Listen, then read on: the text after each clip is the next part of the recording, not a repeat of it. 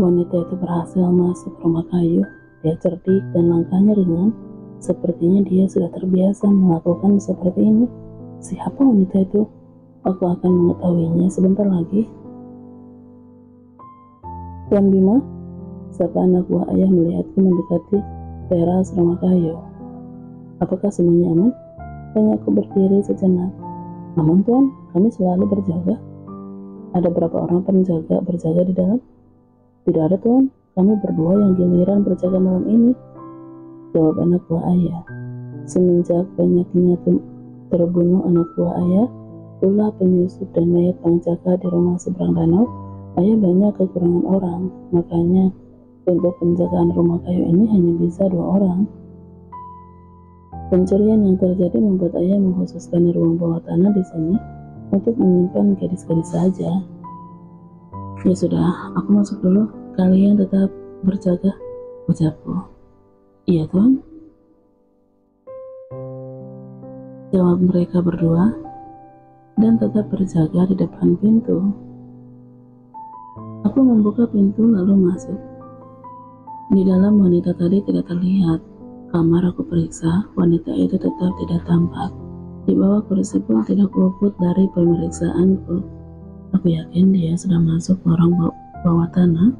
Aku akan melangkah pelan tanpa diketahuinya. Akan aku tangkap basah dia. Percuma dia masuk ke sini membahayakan nyawa, tapi dia tidak akan menemukan uang emas lagi. Aku menuruni anak tangga pelan-pelan. Sampai di lantai lorong bawah tanah, aku bersembunyi merapat ke dinding. Sambil melihat, dan mataku melihat wanita itu masuk ke kamar nomor 1. Aneh, padahal dia sudah tahu kamar di ujung lot tempat penyimpanan uang emas. Kenapa dia masuk kamar nomor 1? Aku mengintip ke dalam ingin melihatnya. Sebelum aku sempat mengintip ke dalam kamar, wanita itu keluar. Aku secepatnya bersembunyi lagi. Kali ini dia masuk ke kamar berikutnya, tapi hanya melihat sebentar lalu melanjutkan ke kamar berikutnya. Dari gerakannya wanita ini tidak mencari uang emas. Apakah dia mencari seseorang? Rasa penasaran terus membuat aku mengikutinya terus. Dia masuk ke kamar paling ujung sebelum persimpangan lorong. Aku melangkah mendekat. Sebelum aku mendekat, tiba-tiba pintu kamar yang dimasukinya dibuka. Dia akan keluar. Tidak ada tempat bagiku bersembunyi. Terpaksa aku masuk kamar terdekat. Aku berdiri untuk sembunyi. Dalam kamar persembunyianku, aku melihat gadis tahanan ayah terbaring di tempat tidur dengan kaki dirantai pakai gembok. Tapi yang membuat aku terpana, di tangan gadis itu ada pisau kecil. Gadis yang terbaring langsung bangkit duduk dan menodongkan pisau ke arahku, meskipun dia tidak bisa jauh dari tempat tidur. Ini pasti kerjaan wanita itu. Aku tidak ingin menyentuhmu, jangan takut, ucapku ke gadis itu. Akan aku bunuh kamu, ucap gadis itu tetap mendodongkan pisau. Maaf, apakah pisau itu diberikan wanita yang masuk barusan?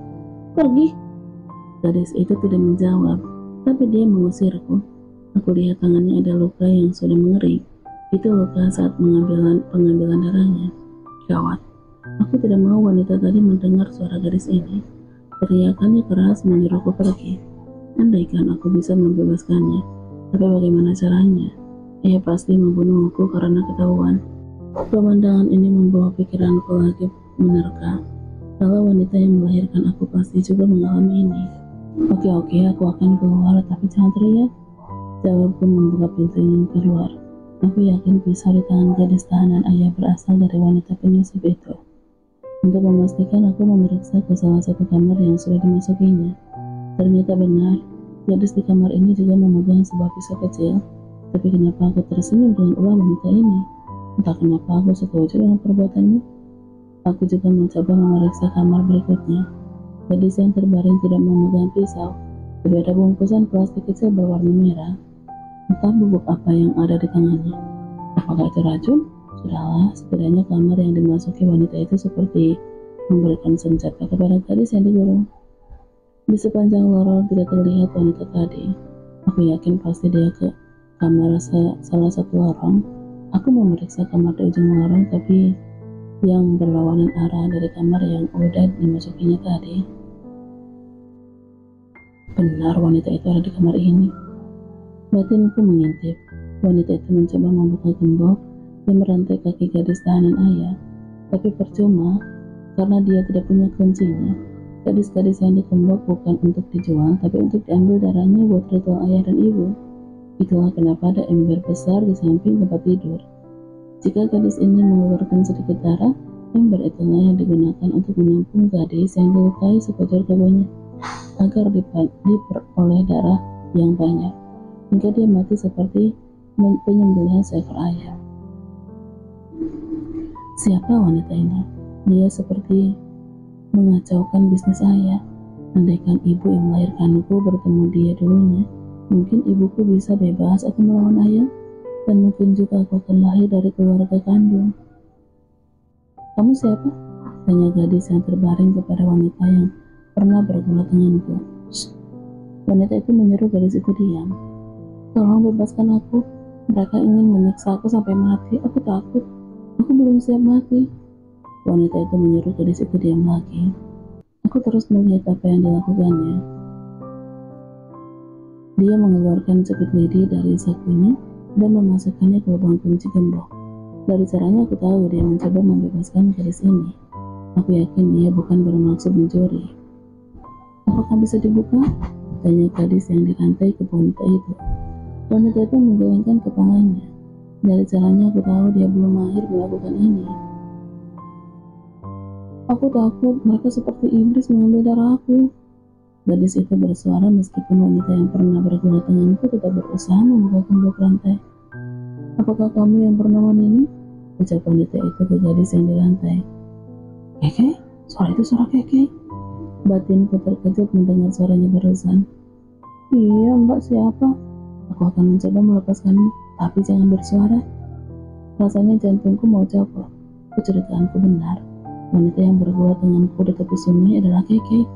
Tapi apakah dia juga yang membunuh Bang Jaka seperti kata Bu Ninten? Astaga, Bu Ninten jujur kalau Keke lah yang membunuh Jaka. Aku tersandar di dinding. Rasanya aku tidak percaya kalau gadis yang aku cintai dan tampak polos ternyata punya misi. Pak Jeki benar. Sebelum mati dia pernah menyuruh aku dan ayah mengawasi Keke dan Angga. Tidak lama kemudian terdengar suara langkah kaki ingin memasuki lorong. Aku mau kalian mencari gadis baru. Aku akan bayar lebih mahal dari biasanya. Aku heran, kenapa gadis belia itu bisa hilang. Gawat, ayah menuju ke sini. Bagaimana seandainya Keke tertangkap? Ayah pasti mengambil salah satu gadis di sini untuk mengisi kamar yang kosong di ruang bawah tanah gudang. Aku mengintip ke dalam kamar. Keke sepertinya juga mendengar suara ayah karena keras dan menggema. Keke langsung masuk ke ember yang ada di sudut kamar. Aku menjauhi pintu kamar dan pura-pura seperti sedang memeriksa keadaan. Ayah? Saat aku melihat ayah melangkah semakin mendekat. Maaf Kailani, gawat, Guntur dan Bima ada di sini.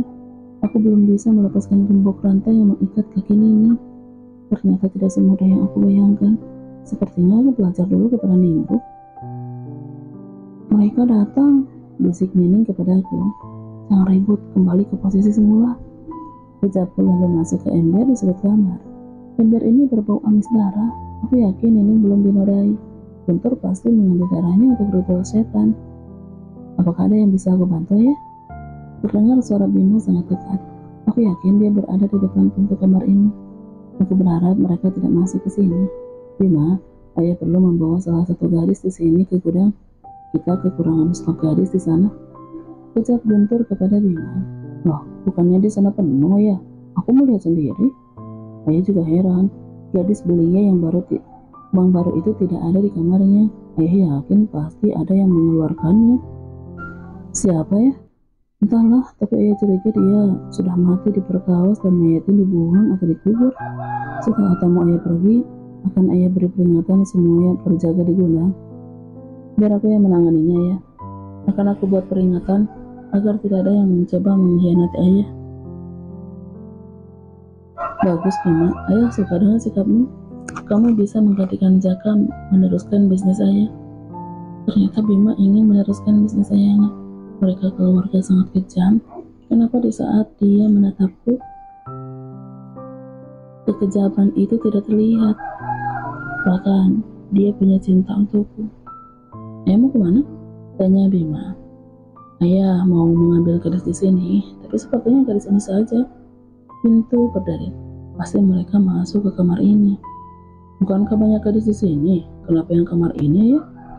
Gadis di kamar ini bertubuh indah. Ayah yakin banyak yang menyukainya. Langkah mereka terdengar masuk ke kamar. Dari suara langkah itu, aku yakin bukan Bima dan Guntur aja yang ada di kamar ini. Ember yang aku masuki bergerak. Sepertinya ada yang bersandar di ember ini. Aku siap-siap dengan senjataku jika mereka menemukanku bersembunyi di sini. Jangan, tolong bebaskan aku, Pak Kades. Tolong bebaskan aku. Nenek menangis ketakutan dan memohon. Tenanglah, aku akan buat kamu senang. Jangan khawatir. Aku akan memberikan bantuan kepada ibumu. Aku tahu ibumu pasti butuh uang karena dia hanya seorang janda miskin. Aku tidak butuh uangmu, lepaskan aku. Apa yang kamu lakukan akan ketahuan warga desa. Dan di saat itu kamu akan mati, Guntur. Marah Nining ke Guntur. Lah, jangan banyak bicara kamu. Kamu kira dirimu siapa? Akan aku buat kamu tidak mampu bicara. Kamu hanya barang daganganku. Sepertinya Guntur menampar Nining. Kasihan dia. Kalau dia dibawa ke gudang, aku kesulitan menolongnya. Di sana, penjagaannya sangat ketat. Sudahlah ya, jika ayah menyiksa fisiknya, dia akan terlihat jelek di mata pelanggan ayah. Sepertinya Bima berusaha menenangkan ayahnya. Dari yang terdengar aku yakin Bima lah yang bersandar di ember ini. Kamu benar juga Bima, tapi apa ya? Sepertinya aku harus mengambil darahnya dulu sebelum perawannya bertujuan, biar aku untung banyak. Darahnya untuk ritual, dan perawannya menghasilkan aku uang banyak malam ini. Dasar manusia iblis, seharusnya dia melindungi warganya, ini malah menjual warganya. Jika aku berhasil membunuh Guntur, akan aku potong kelaminnya terlebih dulu. Dasar penjahat kelamin. Ayah, haruskah malam ini juga dibawa ke gudang? Gawat kalau Bima melihat aku di sini. Jika dia membuka ember ini, dialah yang pertama aku tusuk dengan pisauku. Iya Bima, tamu kita banyak hari ini. Sebenarnya ada yang bayar mahal untuk gadis belia, tapi sayang, gadis itu hilang dari kamarnya. Jawab Guntur. Gadis di bawah umur pun tidak luput dari bisnis haram ini. Kalian, masukkan gadis ini ke ember. Aku mau mengambil darahnya, biar dia merasa seperti binatang karena mencoba menceramahiku. Terdengar titah Guntur kepada anak buahnya. Masukkan ke ember. Berarti ember tempat persembunyianku. Pasti aku tak ketahuan. Inilah saatnya aku akan menusuk putra bungsu Guntur, biar dia merasakan kehilangan semua putranya. Baik Tuan, jawab seorang lelaki yang terdengar. Lepaskan, jangan lepaskan aku, teriak Nining berusaha melawan. Meskipun aku yakin, percuma. Aku menarik napas dalam bersiap-siap untuk menghadapi mereka. Mudah-mudahan ada kesempatan aku mendekati Guntur dan membunuhnya malam ini. Tunggu ya, tunggu. Ada apa Bima?